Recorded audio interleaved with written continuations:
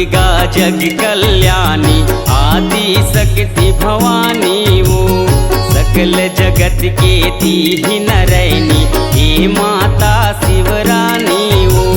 हे माता शिवरानी हो मैया हे माता शिवरानी वो।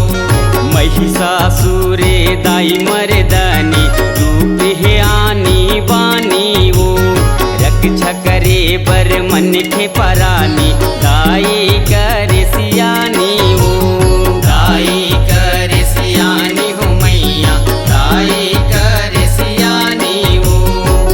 महिषासुर घल तोर संग माँ आए महामाई। महिषासुर घल तोर संग माँ आए महामाई। जगमग ज्योति जलाऊं माँ जगमग ज्योति जलाऊं माँ। महीना कुंवार माँ आवे मोर दाई। महीना कुंवार माँ आवे मोर दाई।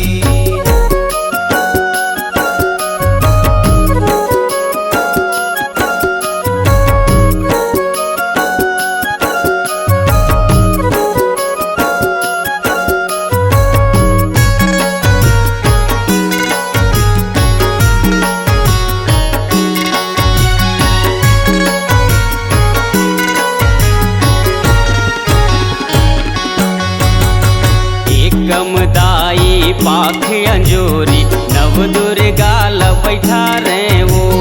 अंगे अंग लतुर करके सिंगारी लाली चुनरी चढ़ावे वो। लाली चुनरी चढ़ाए हो मैया लाली चुनरी चढ़ाए हो। आके भगत मन तोरे दुआरी अर्जी बिनती मनावे वो। हे महामाया सुनता सुतरी कृपा तोरे पावे वो। कृपा तोरे पावे हो मैया कृपा तोरे पावे हो। तोरे दया के दाई करे बेसहाई। तोरे दया के दाई करे बेसहाई। जगमग ज्योति जलाऊं माँ जगमग ज्योति जलाऊं माँ। महीना कुंवार माँ आवे मोर दाई। महीना कुंवार माँ आवे मोर दाई।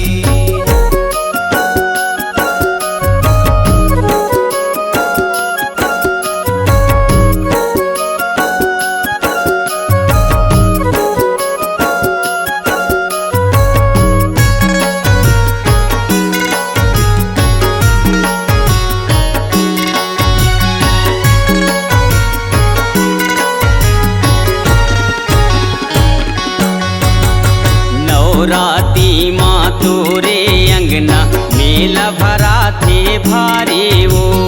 दर्श करे बर रेंगे रिंगना सरधा माँ नर नारी वो। सरधा माँ नर नारी हो मैया सरधा माँ नर नारी हो।